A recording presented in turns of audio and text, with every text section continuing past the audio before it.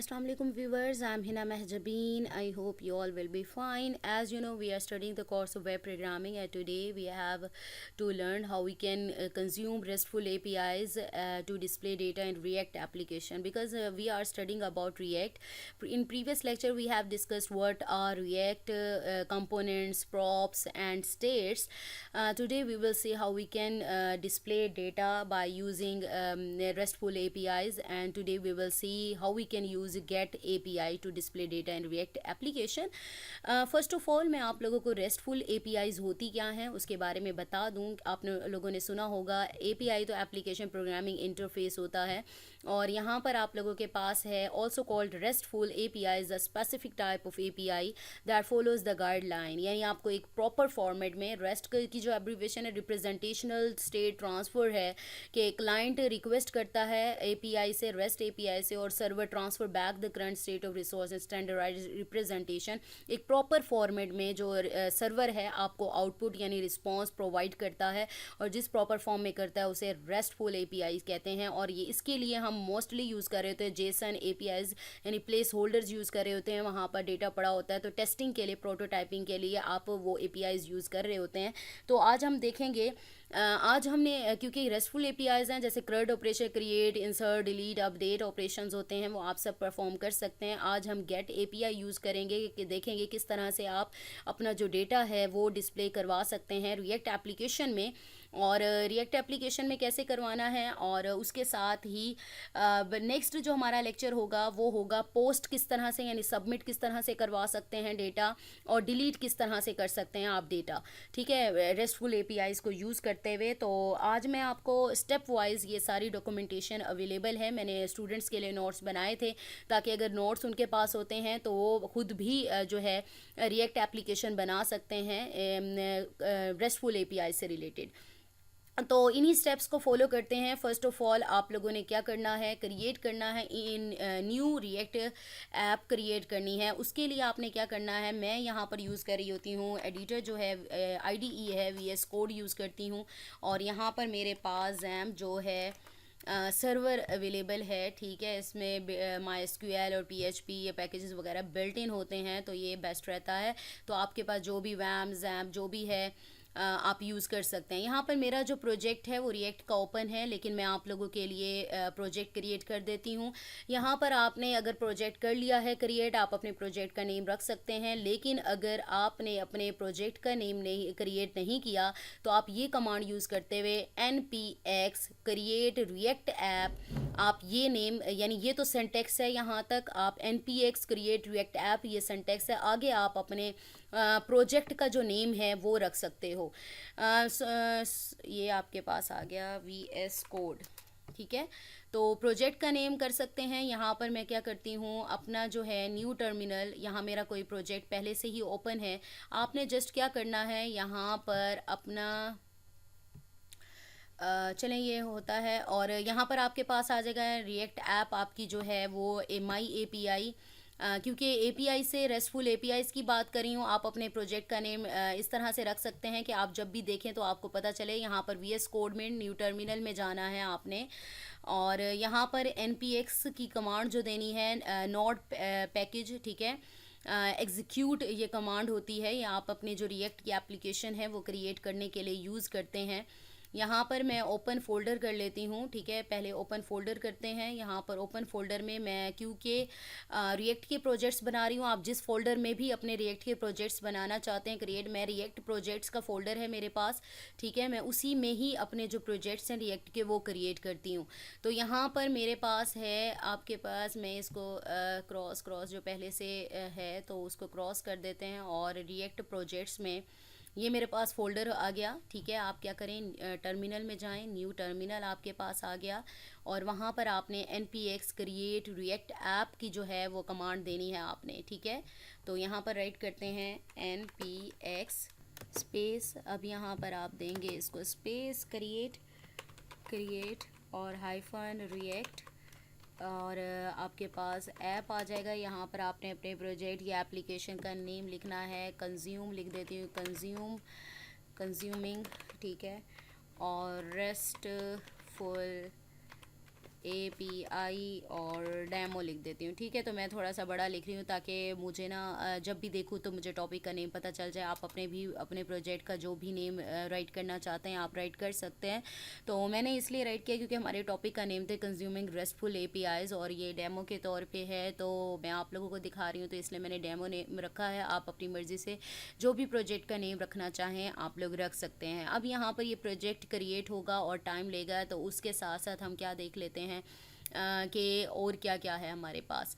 तो यहाँ पर आपके पास क्रिएट न्यू प्रोजेक्ट आप लोगों ने क्रिएट कर लिया तो थोड़ा सा टाइम लेगा, तो मैंने आप लोगों को बता दिया। तो यहाँ पर अपने प्रोजेक्ट का नेम लिखेंगे, उसके बाद नेविगेट करना है। वो मैं आपको डायरेक्टरी में किस तरह से नेविगेट करते हैं, CD की जो कमांड है वो आपने देनी है, तो वो CD की कमांड लेगा। उसके बाद आपने क्या करना है, कंपोनेंट्स क्रिएट करने हैं। अब कंपोनेंट्स क्रिएट करने के लिए आप लोग क्या करेंगे कि ना कंपोनेंट्स, अब बजाय इसके कि मैं SRC, आपको पता है सोर्स का फ़ोल्डर है जिसमें आप अपने कंपोनेंट्स वगैरह क्रिएट करेंगे और JS की जो फाइल्स है वो क्रिएट करेंगे। अब बजाय इसके कि मैं सारे SRC के फ़ोल्डर में सारे कंपोनेंट्स ऐसे ही रैंडमली क्रिएट कर दूं और वो मेस हो जाएगा, सारी फाइल्स एक दूसरे के साथ मिक्स होने लगेंगी। तो आप लोग क्या करेंगे कि एक डायरेक्टरी यानी एक फ़ोल्डर बनाएंगे कंपोनेंट्स का। उस फोल्डर के अंदर आपने क्या करना है, यहाँ पर फ़ोल्डर जो होगा वो मैं कंपोनेंट्स नेम रखूँगी। उस कंपोनेंट्स के अंदर मैं अपनी एक फ़ाइल है डेटा डिस्प्ले की, क्योंकि हम गेट API पर बात कर रहे हैं कि किस तरह से हम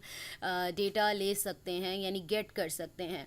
ठीक है, तो यहाँ पर आप डेटा ले सकते हैं और कंपोनेंट्स डायरेक्टरी में, और यहाँ पर जो डेटा display.js की फ़ाइल होगी उसका डेटा मैं आप लोगों को दिखा देती हूँ।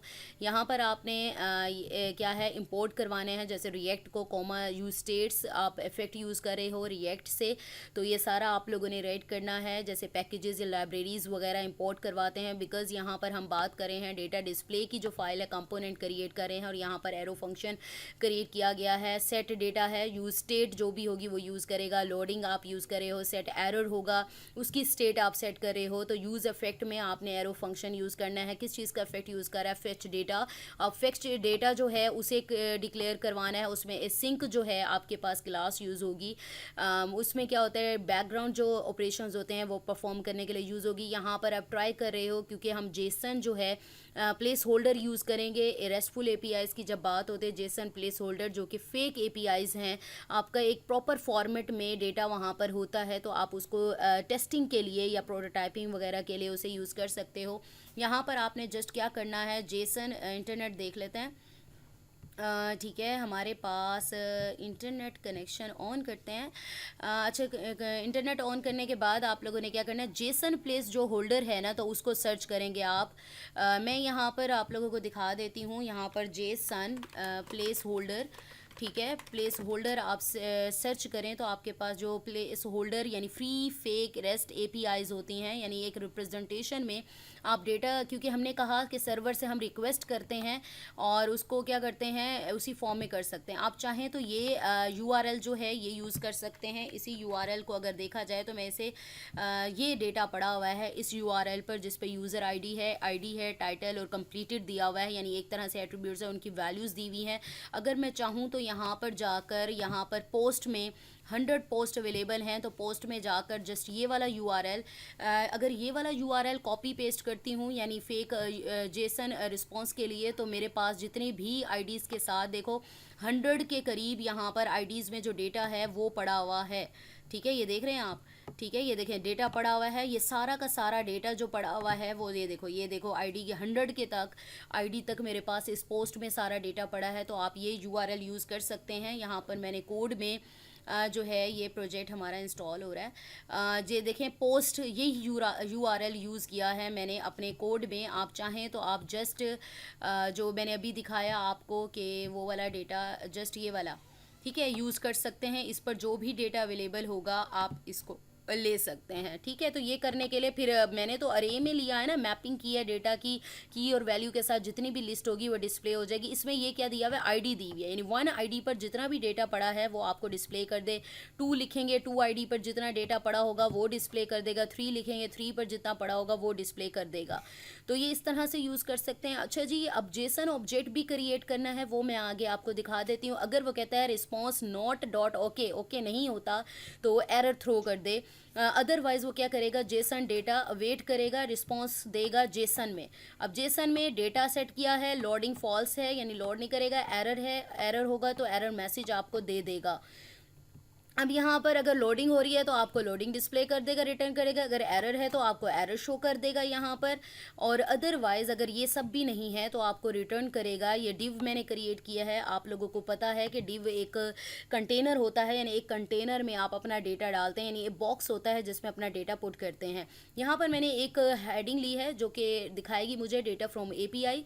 अनऑर्डर लिस्ट क्रिएट की है, ओपनिंग क्लोजिंग दी हुई है, और यहाँ पर डेटा डॉट मैप का जो मेथड है वो यूज़ किया गया है। आइटम यानी एक तरह से जैसे आप स्विच स्टेटमेंट यूज़ करते हैं उसी तरह से एक आइटम आर्गुमेंट पास किया है, और एरो फंक्शन यूज़ किया है। इसमें लिस्ट आइटम की मैपिंग में आपने देखा होगा की वैल्यू पेयर यूज़ करते थे हम, एसोसिएटिव जब अरेज थी हमने उसके बारे में बात की थी, तो हमने की वैल्यू पेयर की बात की और उसकी वैल्यू। यहाँ पर की क्या है, आइटम डॉट आईडी है, ठीक है। की हम क्या देंगे, उसकी आईडी लेगा, और स्ट्रॉन्ग में आईडी आपके पास क्या होगी, आईडी के सामने जो उस आइटम की आईडी होगी जो कि एपीआई पर यानी उस यूआरएल पर पड़ी है, तो यहाँ पर वो आईडी दिखा देगा। इसी तरह से टाइटल जो होगा, ये स्ट्रॉन्ग जो है वो एचटीएमएल के टैग्स हैं, आप लोगों को पता है। टाइटल जो है यानी एक तरह से स्ट्रॉन्ग आपको दिखाएगा यानी हेडिंग टाइप, तो यहाँ पर कॉलन और आइटम डॉट टाइटल। अब जो टाइटल पड़ा होगा वहाँ पर यूआरएल में जो मैंने जेसन का दिया है उधर टाइटल दिखा देगा। यहाँ पर बॉडी है, जो बॉडी होगी तो मुझे वो बॉडी दिखा देगा। तो ये हमारे पास है। अच्छा जी, यहाँ पर इंस्टॉल हो रहा है हमारा प्रोजेक्ट। ओके जी, ठीक है। तो ये मेरे पास आ गया। ये मैंने डेटा प्लेस की फ़ाइल बना ली, मैंने कोड समझा दिया आप लोगों को। उसके बाद आपने क्या करना है, मेन कंपोनेंट जो आपका जो है ऐप डॉट जेएस की जो फ़ाइल होती है, जो कि हमारी मेन फ़ाइल होती है, उसमें क्या करना है, आपने क्या करवाना है, एक कंपोनेंट यहाँ पर आप लोगों को पता है इंपोर्ट रिएक्ट फ्रॉम रिएक्ट तो राइट किया होता है। इंपोर्ट करवाना है अपना कंपोनेंट, जैसे मैंने प्रीवियस लेक्चर में बताया था कि दूसरी फ़ाइल एक बना कर आप अपने कंपोनेंट को अपनी जो मेन फ़ाइल है उसमें किस तरह से इंपोर्ट करवा सकते हैं। इंपोर्ट आपने अपने कंपोनेंट का नेम राइट करना है फ्रॉम, और सिंगल कोट में डॉट स्लैश, और किस में पड़ा हुआ है, कंपोनेंट्स की डायरेक्टरी बनाऊंगी, उसके अंदर स्लैश होगी, फिर उस कंपोनेंट की डायरेक्टरी के अंदर डेटा डिस्प्ले की जो फाइल है वो पड़ी है। अब ये सेम एज इट इज़ रहेगा। कॉन्स्ट है ऐप जो है एरो फंक्शन रिटर्न डिव में माई एपीआई, और डेटा डिस्प्ले जो है कंपोनेंट यहाँ कॉल किया है। ये सारी चीज़ें मैंने आपको तब बता दी थी जब हमने कंपोनेंट्स के बारे में पढ़ा था, प्रॉप्स के बारे में पढ़ा था, और स्टेट्स के बारे में पढ़ा था, ठीक है। वो आप प्रीवियस लेक्चर जाकर देख सकते हैं। यहाँ पर जो कंपोनेंट की फ़ाइल मैंने क्रिएट की है तो वहाँ ये पास कर दी, और आपको पता है क्लोजिंग और एंडिंग टैग ज़रूर होता है, ठीक है। ये दो फाइल्स हैं जो मैंने आप लोगों को यहाँ दिखा दी हैं, कोड समझा दिया है। तो जैसे ही प्रोजेक्ट क्रिएट हो जाता है तो मैं आप लोगों को ये इम्प्लीमेंट भी करके दिखा देती हूँ। यहाँ नो हमारा जो प्रोजेक्ट है वो क्रिएट हो चुका है। हमने क्या करना है, सी डी की कमांड यानी अपने जो फोल्डर है यानी प्रोजेक्ट का एप्लीकेशन का, उसमें नेविगेट करना है, और हम क्या करेंगे, सी डी हमारे प्रोजेक्ट का नाम था कंज्यूमिंग हाइफन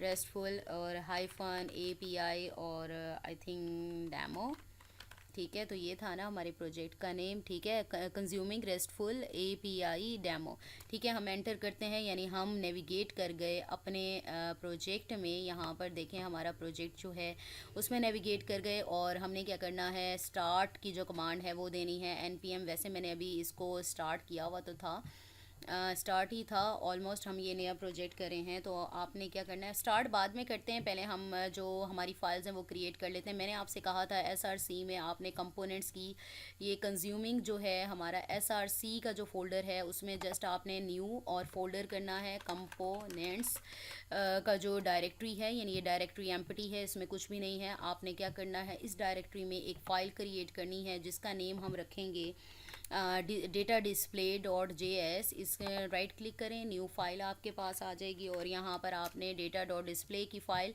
और जो कोड मैंने आप लोगों को यहाँ पर दिखाया है तो वो कोड आपने इसमें करना है पेस्ट, और यहाँ पर आपके पास ये कोड आ गया यहाँ तक। तो हमने सारा जो डेटा है वो इसे दे दिया है, तो यहाँ तक हमारे पास कंट्रोल सी आपके पास आ गया, और कंट्रोल वी करें और कंट्रोल एस हो गया।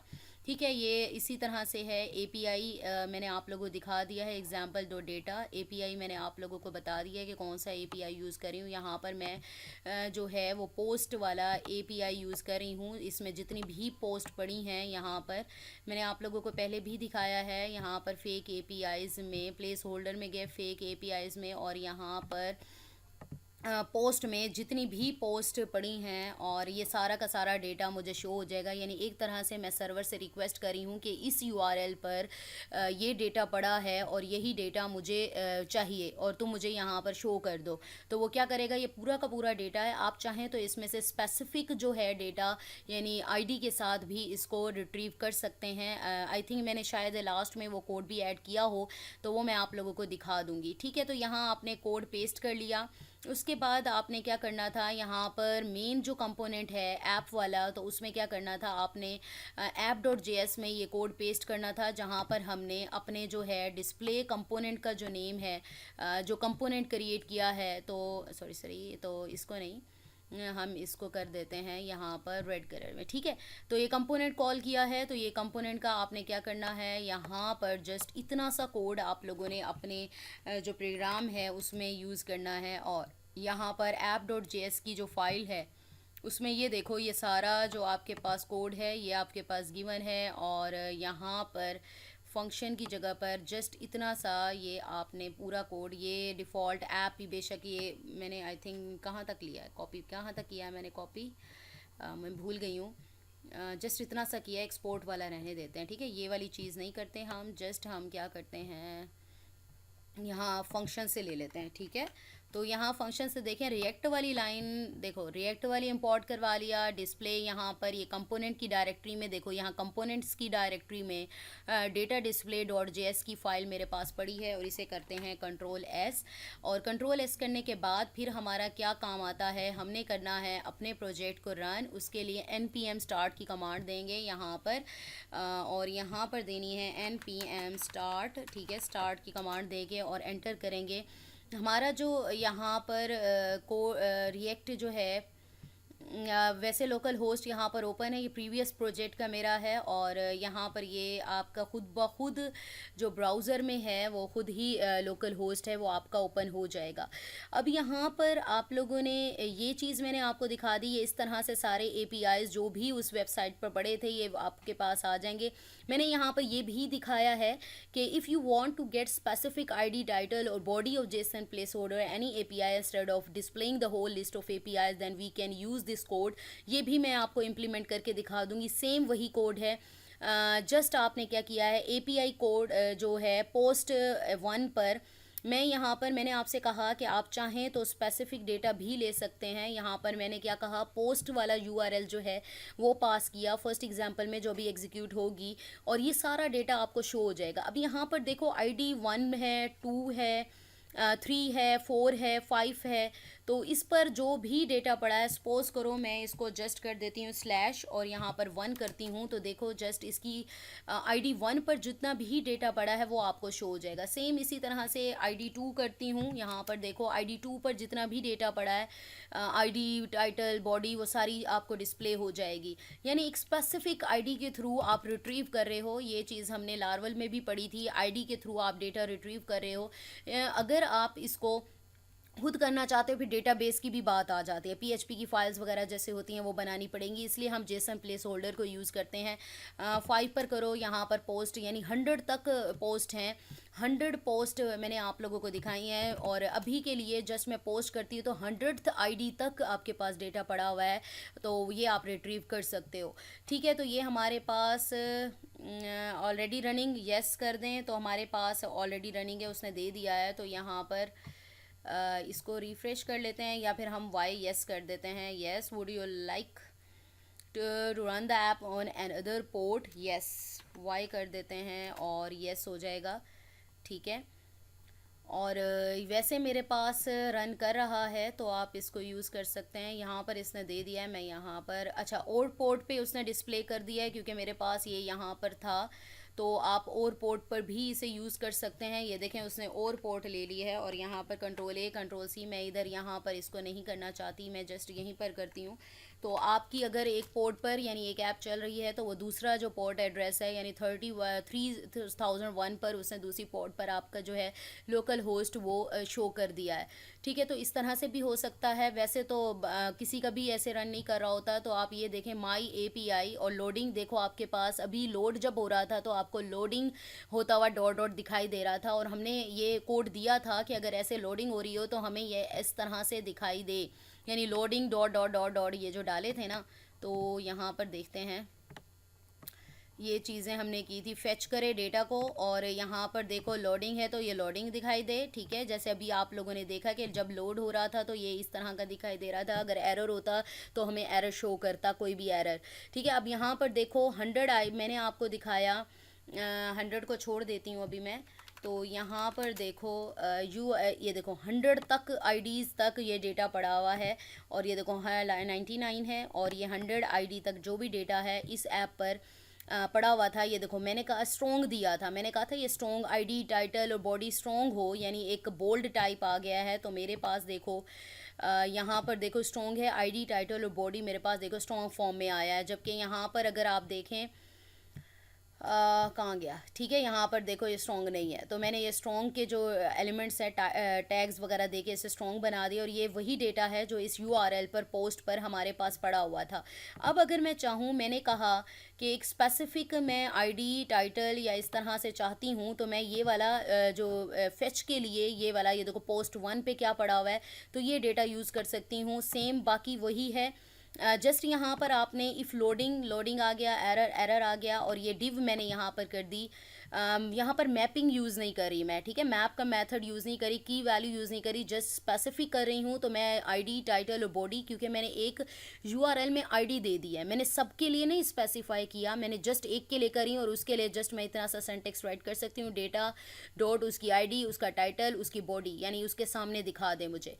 बाकी सेम वही डेटा है, मैं इसको यूज़ कर रही हूँ। और यहाँ पर देखो इंपोर्ट रिएक्ट सेम, ये हमारा डेटा डिस्प्ले डॉट JS का है, और डेटा डिस्प्ले में जस्ट इतना सा कंट्रोल V कंट्रोल S करते हैं तो आप देखेंगे कि क्या होता है। ये देखो माई API, और यहाँ पर देखो आपके पास मैंने 1 आईडी दी थी, 1 आईडी पर देखो क्या पड़ा हुआ है।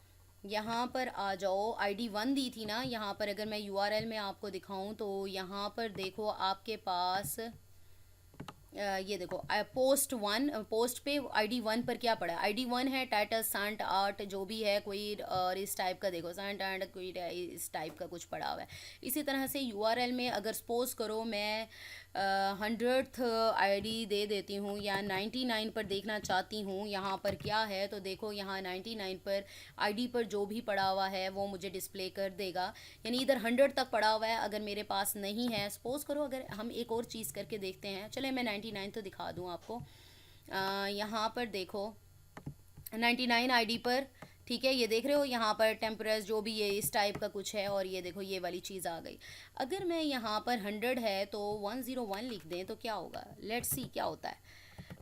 01 और कंट्रोल S, और यहाँ पर देख error network response was not okay. हमने कोड क्या दिया था, ज़रा देखने वाली बात है। मैंने यहाँ पर कोड दिया था अगर रिस्पॉन्स ओके नहीं है देन मुझे दे दे network response was not okay, यानी ये जो आईडी दी है, जो डेटा मैंने मांगा है उससे, वो उसके पास नहीं है, तो नेटवर्क रिस्पॉन्स यानी वो देने के काबिल नहीं है, network response was not okay. आप जो भी मैसेज डिस्प्ले करवाना चाहें आप इसमें डिस्प्ले करवा सकते हैं। तो इस तरह से आप कर सकते हैं। अगर मैं आईडी कोई ठीक आईडी देती हूँ, यानी सपोज करो मैं जस्ट 1 या 2 आईडी दे देती हूँ, ठीक है, तो यहाँ पर जस्ट 2 राइट कर देती हूँ। 2 आईडी पर इसके पास जो डेटा है वो मुझे डिस्प्ले कर देगा, ठीक है। तो यहाँ पर आपके पास आ गया पोस्ट 2 पर, और इसे सेव करें, और यहाँ पर आपके पास आ गया, ठीक है, नेटवर्क रिस्पॉन्स क्या हो गया, नेटवर्क पोस्ट जेसन, और यहाँ पर आपने क्या करना है, यहाँ पर करें सेव। इसको क्या हो गया है, ठीक है, लोड हो रहा है, और यहाँ पर उसने दिखा दिया, ठीक है। तो ये देख लें आप आईडी 2 पर जो भी पड़ा हुआ था, और उसने आईडी के साथ सब कुछ दे दिया है।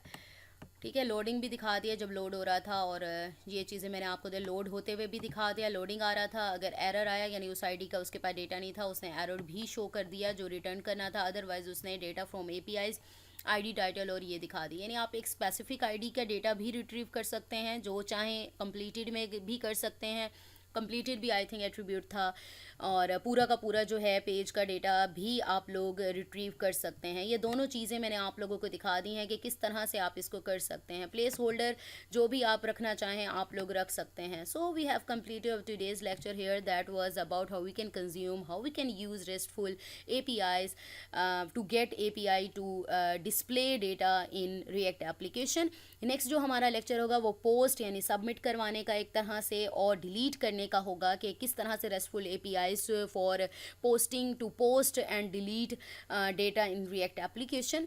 आई होप ये लेक्चर आप लोगों के लिए हेल्पफुल होगा। सो मुझे अपनी दुआ में याद रखिएगा, अपना ख्याल रखिएगा, टेक केयर, अल्लाह हाफिज़।